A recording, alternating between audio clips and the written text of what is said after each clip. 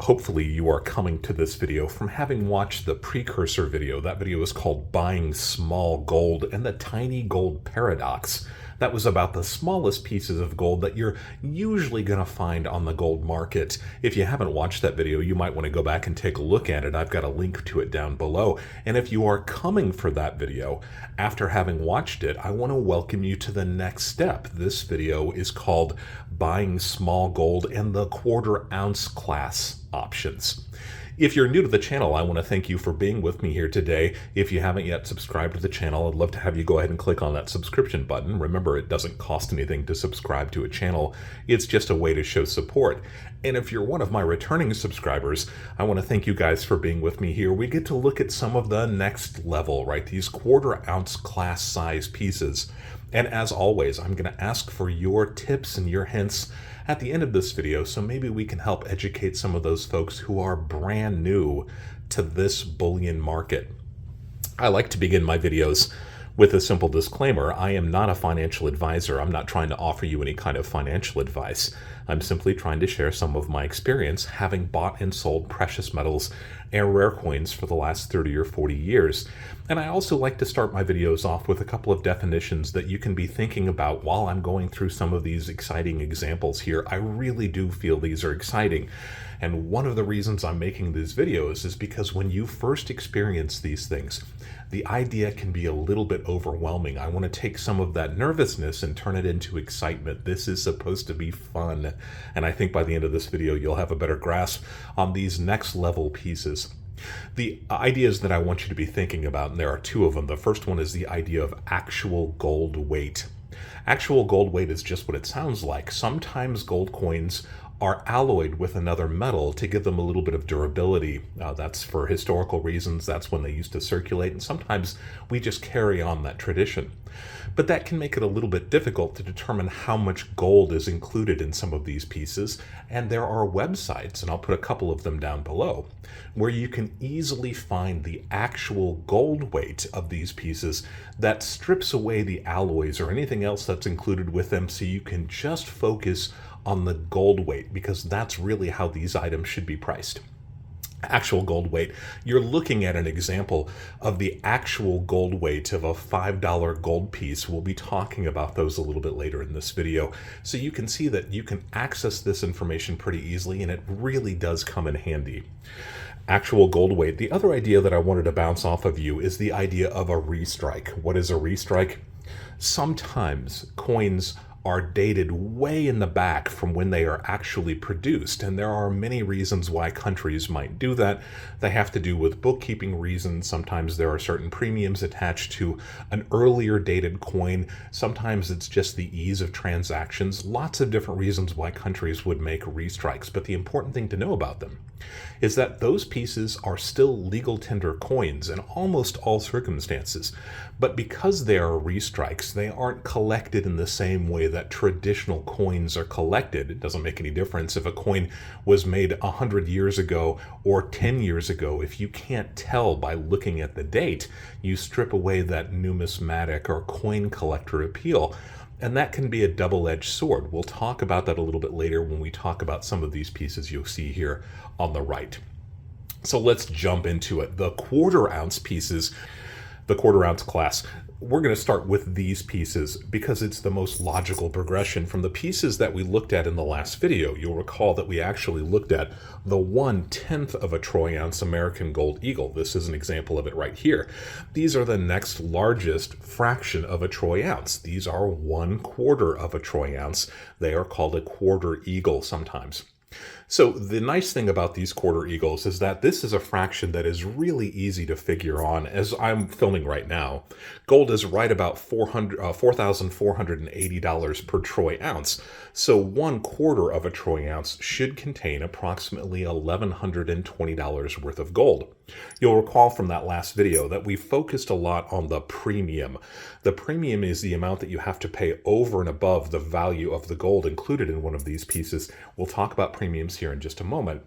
The quarter ounce is a really easy to understand logical increment of gold. And the nice thing about modern gold bullion pieces, and you're looking at the full-sized American gold eagle here for comparison, is that most of the countries who release these gold bullion coins, and I'm thinking about countries like the Austrian Philharmonic or the British Britannia. The Canadian Maple is a great example. The Australian Lunar Series, the Mexican Libertad, even the South African Krugerrand. Almost all of these modern full troy ounce bullion coins come in these fractional sizes. The quarter ounce is a very, very common piece. Let's talk about some of the benefits, and we'll talk about the benefits and kind of the pitfalls of all of these pieces before I wrap this up with some ideas and some suggestions. So some of the nice things about these quarter ounce pieces, it's a really easy fraction. These pieces have fantastic recognition because these are so common, and in some instances they may even be more common than the full ounce pieces. These are easily recognized. I said in the last video that I'm a big fan of kind of regionality. If you are in the United States, the quarter eagles are going to be a very popular piece. In Canada, the quarter maples. In the UK, the quarter Britannias. So these are really easy to understand. They're easily recognized by everybody who is both buying and selling them. I think that is a really nice positive to them. The nicest thing, though, especially when we're comparing them to the pieces that we saw in the last video, those gram pieces and the 1/10 ounce pieces, is that the premiums on these tend to be quite low. In fact, they might be in the sweet spot for the lowest premium that still provides all of the benefits of these fractional pieces. As I'm taping today, again, with gold at about $4,480 per troy ounce, these would have about $1,120 worth of gold in them. Let's take a look at some of the offerings of these 1/4 ounce gold coins that are being offered by a popular online bullion retailer. You can see that there are quite a few different options that you can find. Let's look at the least expensive option, and that would be the random date quarter eagles. This is a nice little tip to keep in mind also.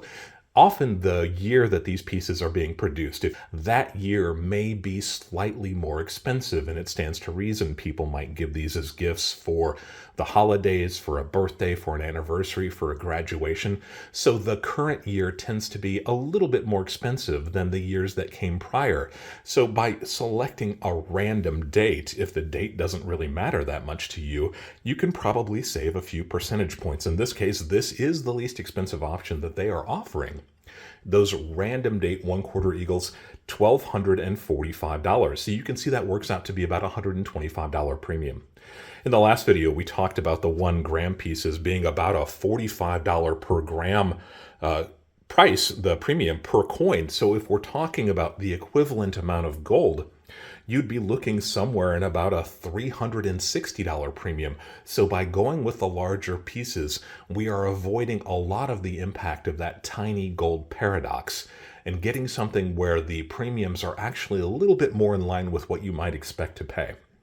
If you want to compare it to the 1/10 ounce eagles, we were talking in the last video that these had about a $75 premium per coin, and that would be somewhere in the area of maybe $187 premium. So by going with the slightly larger size, the 1/4 ounce size, you're actually cutting your premium down to about $125. More of your dollars are going into gold instead of those premiums. I think that's obviously the nicest benefit about these. Are there negatives to these 1/4 ounce gold coins? There are sometimes, but it's pretty surmountable. This is one of the least impactful negative that I could think of, and it's that regionality. Sometimes if you are buying these or selling these in the United States and you go for the Britannia or the Libertad or the Philharmonic, you might find a little bit less of a warm reception to them than you would for the American Gold Eagle. Honestly, I don't see that happen very often. But if the design doesn't really matter too much to you and you're just looking for the lowest premium piece, I often find that it's the pieces that are from that region that seem to be the most widely accepted. You can avoid any kind of an idea of a negative when it comes time to go sell those pieces. That's really about the only negative that I can think of. Clearly, we saved a little bit of money in terms of the premium by going to this next larger size. So the next step up, logically, since we looked at the 1 gram coins and the 1 gram bars in the last video, you might think that we're going from 1/4 ounce coins to 1/4 ounce bars, and it would definitely be the next logical step. But over time, the 1/4 troy ounce bar has kind of given way. They never really seem to catch the attention of people who wanted to buy these pieces. You can still find them. A lot of them tend to be pieces that were made in the past. There are a few refineries who continue to make the 1/4 ounce size, but it definitely seems to be losing ground to the next logical size, which is the 10-gram gold bar. This is an example of a vintage 10-gram gold bar, but this is very, very similar to what you would probably find from any of the modern bullion retailers who are offering gold 10-gram pieces. And the nice thing about those is that you can find them from lots of different makers. They come from places like Valcombe and Pamp, but also the Royal Canadian Mint makes a 10-gram bar. The Royal Mint that makes the Britannia also makes a 10-gram bar. And then you have the Perth Mint and Scottsdale Mint and Sunshine, and even Atmex itself makes these 10-gram bars. They are very, very popular. What are the positives than the negatives of the 10-gram bars? They're becoming more popular, and I feel like these have maybe a little bit more of a global appeal. We've said before that precious metals are weighed in both troy ounces and grams. I think the gram is really becoming a little bit more of the global weight system that is used. So rather than going with a 1/4 ounce, if you want to appeal to the largest audience when it comes time to sell, there may be a little bit of a benefit with going with the gram weight instead. They tend to have incredibly low premiums. Our same $4,480 per ounce per troy ounce that we're looking at as an illustration in this video. And I must remind you that gold and silver and platinum are wildly fluctuating commodities. So I'm using this illustration of $4,480 per troy ounce. But by the time you're watching this video, the price could be considerably higher or considerably lower. We're using this just for illustration purposes. So at $4,480 per troy ounce, the value of a 10-gram gold bar is approximately $1,439. Let's take a look at some of the offerings from that online bullion retailer in the 10-gram bar range. You'll see that they have lots of different options here. But I think the least expensive practical 10-gram bar is $1,525 and change. So $1,525.65. That works out to be a premium of just $85.75. You can see that is considerably less expensive than some of the premiums that we were talking about earlier for the equivalent 1/4 troy ounce premium of about $125. These are substantially less expensive when it comes to those premiums. A definite benefit. There are negatives to these, just as there are negatives and positives to all of these pieces. There is a larger barrier to entry when you're talking about something that is a 1/4 of an ounce versus something that is essentially 1/3 of a troy ounce. You are necessarily going to have to spend more money to buy into one of these, and that can be prohibitive if you're trying to buy these pieces on a budget. But because they offer so many different advantages, I think that this is still a really interesting and practical idea when it comes to these fractional gold pieces that have some of the lowest premiums that you can find. They're usually not made by a government, and we said before that often these smaller pieces and even the larger pieces, when they're made by a government, they often are kind of backed by the full faith of that government. The 10-gram pieces tend to be more often made by refineries. There's no face value. They're not offering any kind of protection that maybe the coins would offer. But there are some national mints that do offer these 10-gram pieces. So if that is a concern of yours, maybe you can consider those pieces instead. They are maybe a little bit less easy to figure in terms of their value.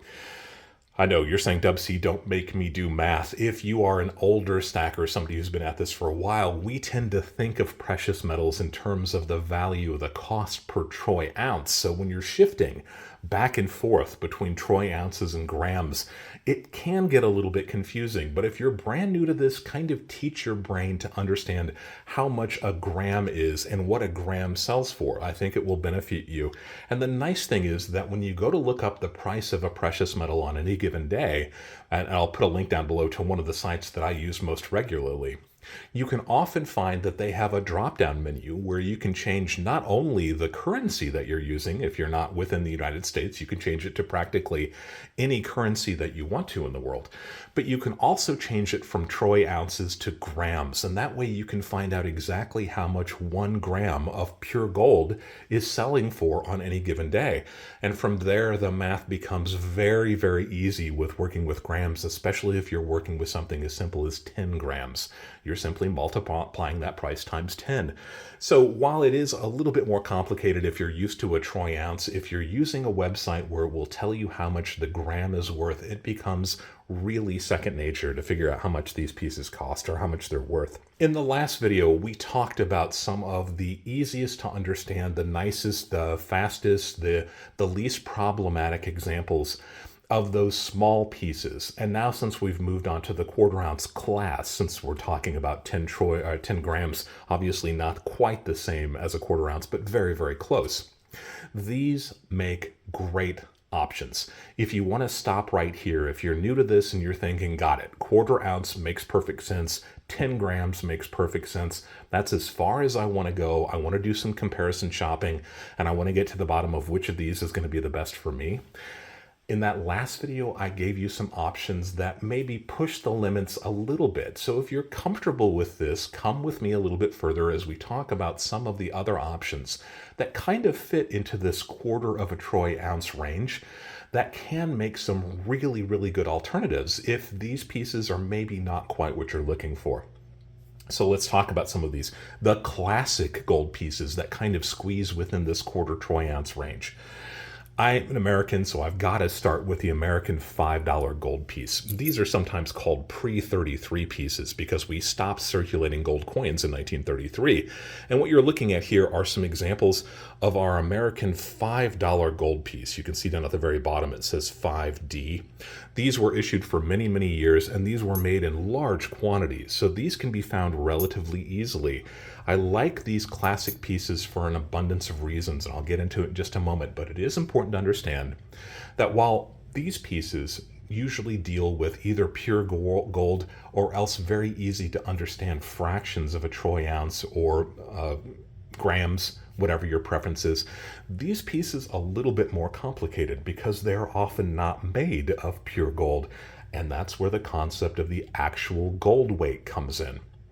If you're gonna buy these vintage pieces, you need to be a little bit comfortable with looking up what their actual gold weight is.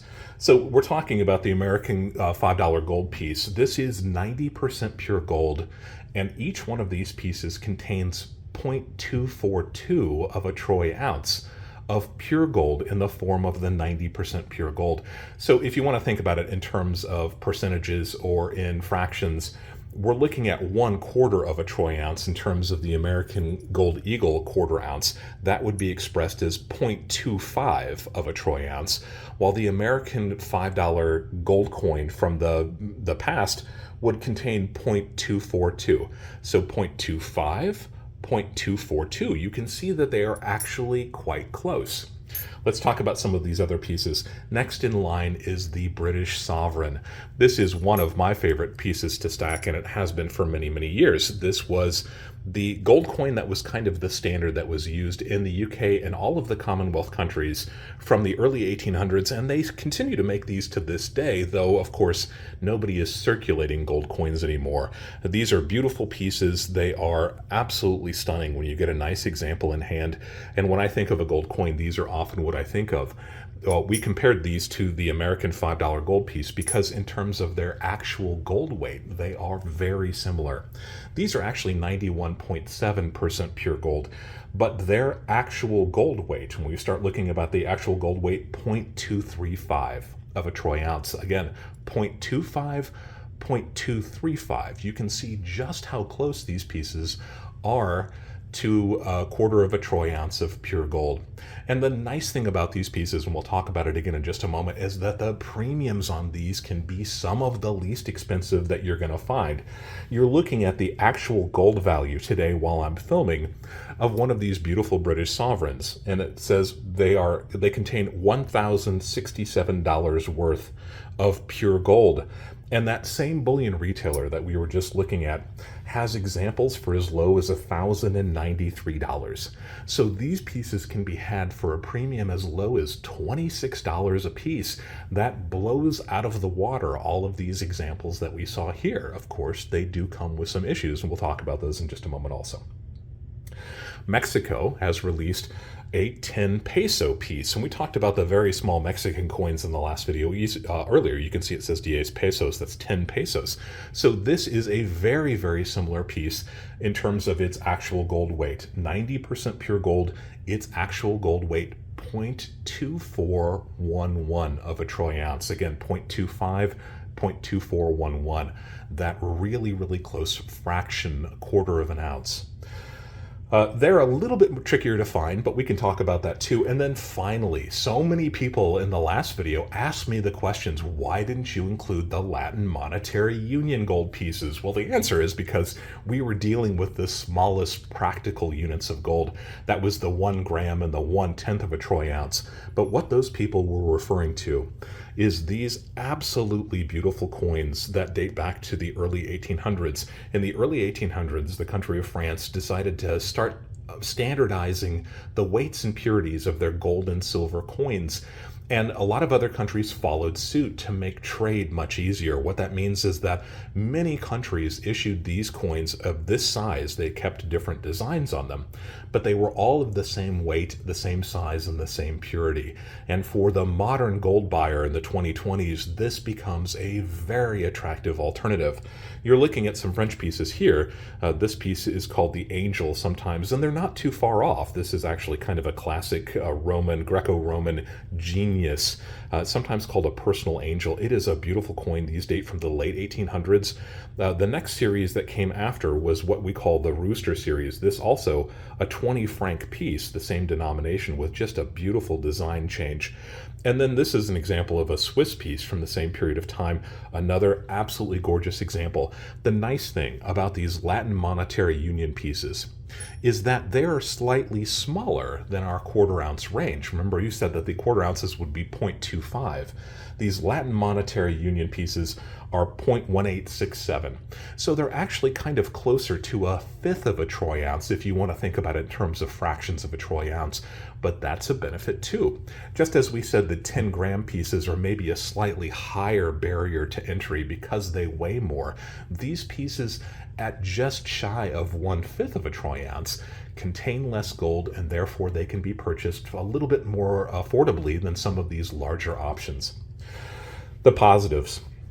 Very low premiums. We saw the positives for the sovereigns and that those premiums can literally just be $20 or $30. The same thing holds true of the Latin Monetary Union pieces. Let's take a look at the current gold value of the Rooster, for example, $846, and that same retailer is selling these for $869, a $23 premium to get into some of these pieces. That definitely means that you're buying more gold for your dollars. There is some historical interest in these pieces too. There is the potential historic numismatic appreciation. I mentioned at the very beginning of this video the idea of a restrike. That is, sometimes coins are backdated for a variety of reasons, and many of the coins in the Latin Monetary Union grouping have restrikes. So that means that maybe their collector value isn't quite as large as it would be for some of these pieces that were never restruck. But that can work to your advantage too, because if there is no real collector premium for them, then there is not a strong collector base, and it just goes to being a gold vehicle, and that is one of the reasons why the premiums on these can be so low. Interestingly, the restrikes on a lot of these pieces happened a long time ago themselves, so I believe that there is even starting to be some numismatic interest in the pieces that we know are restruck. It's an interesting idea, right? Some of the negatives. The weights and the purities are outside of those modern 3/9 fine or 22 karat gold options that we talked about earlier, these are not going to be exactly 1/4 of a troy ounce. They may not contain pure gold. The pieces are typically alloyed because these came from an era when these pieces actually circulated. That alloy helps to make them more durable. So if you wanted something that was pure gold or very close to pure gold in the form of these bars or coins over here, or some of the other 1/4 ounce options that we talked about, maybe these would not appeal to you. And again, it's a little bit trickier to kind of understand these. If you don't want to go down that road, you can stick with these pieces and they continue to be fantastic options. But I do think there are some benefits to these pieces. Sometimes the condition or the grade of these pieces will matter. Now, if you're just looking at for them in terms of their gold content, then maybe the grading doesn't really make that much of a difference for you. I do have lots of videos on coin grading, and I'll direct you to some of those down below if this is something that you're interested in. But if you're buying these pieces from a reputable dealer and you're just looking for kind of average circulated, maybe slightly nicer pieces that don't have a big numismatic or collector premium, you're still going to be okay buying these options. The resale on these pieces might be a little bit trickier. We're talking once again about the classic pieces. These are pieces that the dealers that you deal with may negotiate the price a little bit more than they would for something like a simple cut and dried 1/4 ounce or 10-gram gold bar.